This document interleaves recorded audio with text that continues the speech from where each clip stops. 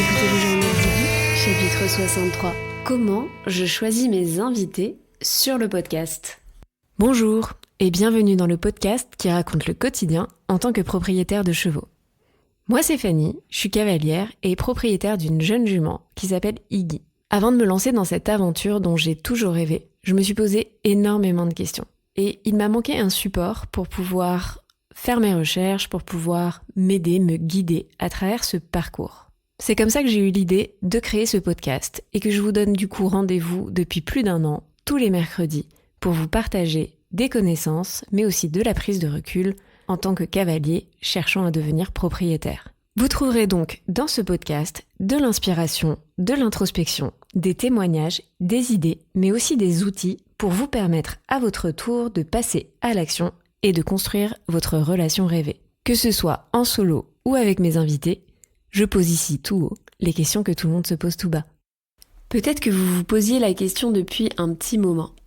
En tout cas, ces dernières semaines, ces derniers mois, j'ai reçu beaucoup de demandes à ce sujet. Et j'ai donc décidé de clôturer l'année par cette question qui taraude les esprits. Mais comment donc je choisis mes invités sur le podcast? Je vous embarque donc dans mon petit cerveau et je vous explique tout de suite après le jingle.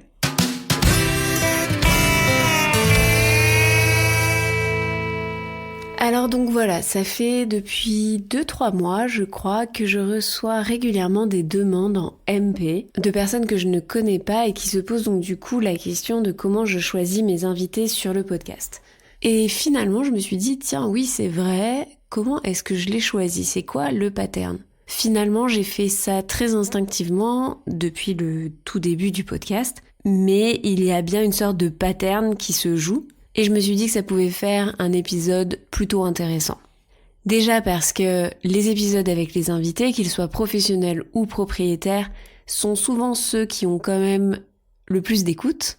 Mais aussi, j'ai commencé à me dire que si plusieurs personnes se posaient la question, il était peut-être temps de prendre la parole entre guillemets publiquement pour vous expliquer ma réflexion à ce sujet, mes choix, et donc d'une certaine manière vous emmener avec moi dans le menu détail de ma ligne éditoriale. Et puis cet épisode, je peux aussi m'en servir après-demain comme un outil pour les nouvelles personnes qui ne seraient pas tombées dessus et qui se poseront la question. D'une certaine manière, ça va me faciliter la vie, donc j'ai décidé de faire ce court épisode pour vous expliquer tout ça. Alors pour toutes celles et ceux qui débarqueraient par ce dernier épisode, donc fin d'année 2023, sachez que j'ai 2 types d'épisodes avec des invités. J'ai des épisodes avec des professionnels du monde équestre et des épisodes où l'on retrouve des portraits de propriétaires. Donc ces épisodes sont beaucoup plus récents, ils datent à peu près de septembre, je dirais. Fin août 2023, septembre 2023. Avant, j'avais juste eu quelques interventions de propriétaires et en général, ils étaient plusieurs au sein d'épisodes où en fait, j'allais piocher quelques phrases, quelques conseils à droite à gauche. Mais voilà, ça fait longtemps que j'ai pas fait ce genre d'épisode et je dis pas qu'il n'y en aura pas d'autres qui reviendront sur le podcast, mais c'est des épisodes qui demandent énormément de travail, donc pour l'instant, je vais vous parler des 2 types d'épisodes principaux, à savoir les interviews de professionnels et les portraits de propriétaires. Alors chaque professionnel qui a été invité jusqu'à aujourd'hui à ce micro, je l'ai choisi, je l'ai sélectionné. La réalité, c'est que quand j'ai démarré, il m'a fallu même une sacrée dose de courage pour envoyer mes premières demandes d'interview auprès de ces fameux professionnels. Parce que j'étais personne et du coup forcément, j'avais une certaine appréhension de prendre quelques refus. La toute première à avoir accepté, c'est Hélène Roche et je ne l'en remercierai jamais assez. Grâce à sa participation, ça m'a aussi donné la confiance d'aller voir de nouveaux professionnels et donc du coup de vous amener ce casting d'exception au micro du journal d'Iggy. Quand j'ai commencé à vouloir interviewer des professionnels, c'est parce qu'il y avait des sujets dont j'avais envie de parler à cet instant T. C'était des sujets qui correspondaient, on va dire, à des problématiques que je rencontrais au quotidien dans ma vie avec Iggy. J'avais donc un besoin personnel et j'avais envie aussi d'en faire profiter d'autres personnes, c'est-à-dire vous les auditeurs. Donc, je partais de mes besoins et j'allais chercher les professionnels qui me semblaient le plus à même de me raconter, de m'expliquer de manière ultra pédagogique les dernières connaissances, les apprentissages, les savoirs dont j'allais avoir besoin. Et j'ai toujours gardé ce fonctionnement, dans le sens où quand j'interviewe un professionnel, je n'interviewe pas un professionnel pour interviewer un professionnel du monde équestre. Je ne l'interviewe pas pour parler de son parcours ou pour faire une sorte de portrait, de chronologie de ses différentes expériences.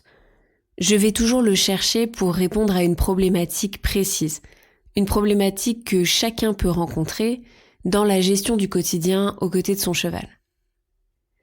Une fois que j'ai ciblé cette problématique, je commence donc à me renseigner sur les différents professionnels qui sont à même d'y répondre. Je vais chercher donc les experts, je fais une première liste et ensuite je passe cette liste au crible de différents critères qui vont me permettre donc d'aller demander aux professionnels qui me semblent le plus appropriés pour y répondre.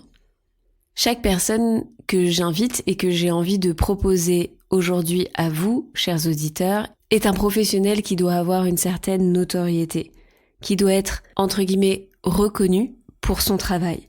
Je souhaite vous amener des personnes avec de la prise de recul parce qu'ils ont de l'expérience sur plusieurs années. Je fais toujours aussi en sorte d'aller chercher différents intervenants qui ont une certaine forme de sagesse dans leur prise de parole, qui ont des valeurs d'exigence et de discipline, mais aussi un discours pédagogue et qui sont assez ouverts, propices à la remise en question, mais aussi optimistes pour le monde équestre de demain. Le journal d'Iggy n'est pas et ne sera probablement jamais un média dénonciateur ou lanceur d'alerte. Et je tiens à ce point puisque je suis là pour aider les jeunes propriétaires ou les futurs propriétaires. Je suis là dans vos vies, un court instant, et je suis là pour vous amener le plus de connaissances et le plus de prise de recul possible sur ce que vous allez traverser. D'autres personnes se chargent aujourd'hui bien mieux que moi de dénoncer ce qui va ou ce qui ne va pas dans le monde équestre. Et il faut de tout pour faire un monde, mais moi mon créneau, ce n'est pas le militantisme.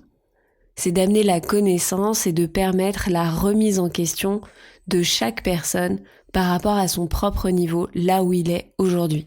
Mon but, ma mission, c'est que chaque cheval trouve son être humain pour la vie.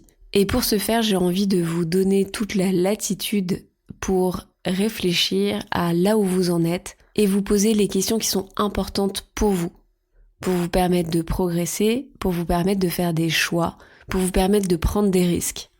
Un autre point qui me semble très important de préciser, c'est que chaque professionnel qui passe par ce micro n'est pas là pour assurer sa promotion personnelle.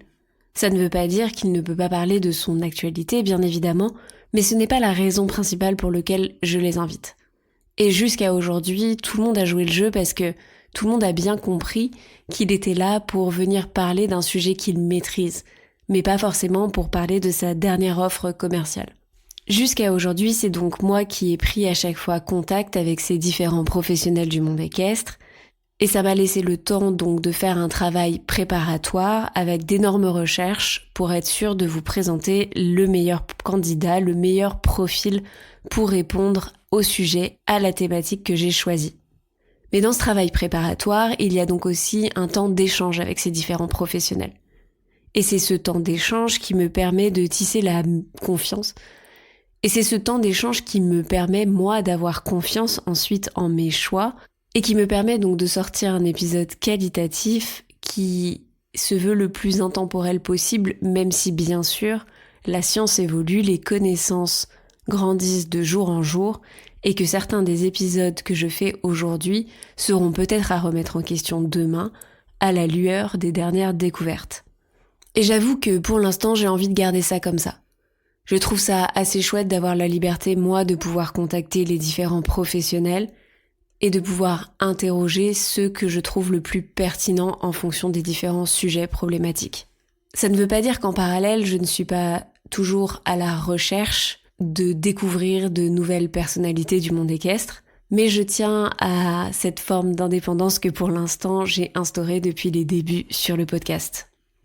Vient maintenant les deuxièmes interviews qui sont les fameux portraits de propriétaires.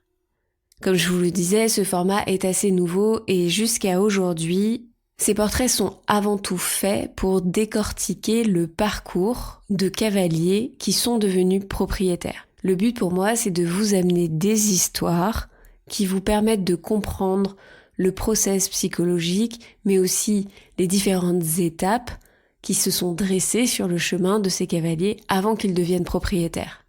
Chacun de ces parcours dans lequel vous êtes potentiellement capable de vous reconnaître doit vous apprendre quelque chose, doit vous permettre de tirer une sorte de leçon ou un apprentissage de manière à ce que vous puissiez gagner du temps sur votre futur parcours à vous. Mais si vous êtes déjà propriétaire, chacune de ces histoires doit vous permettre aussi de prendre du recul sur votre propre expérience. Pour moi, parler à tous ces propriétaires, ça me permet d'amener une nuance. Ça amène une richesse pour vous montrer que votre future vie de propriétaire, c'est avant tout donc justement prendre des risques, faire des choix, trouver des solutions.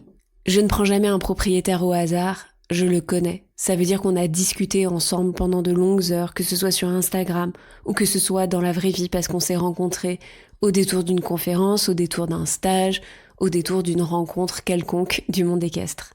Alors pour l'instant, là encore, j'ai décidé de moi garder, on va dire, ma liberté et d'aller choisir ses propriétaires moi-même. Il n'y aura donc pas de questionnaire pour pouvoir participer au podcast pour l'instant. Je ne dis pas que ça ne changera pas, mais ce n'est pas mon intention à court terme. Voilà, c'en est tout pour ce très très très court épisode.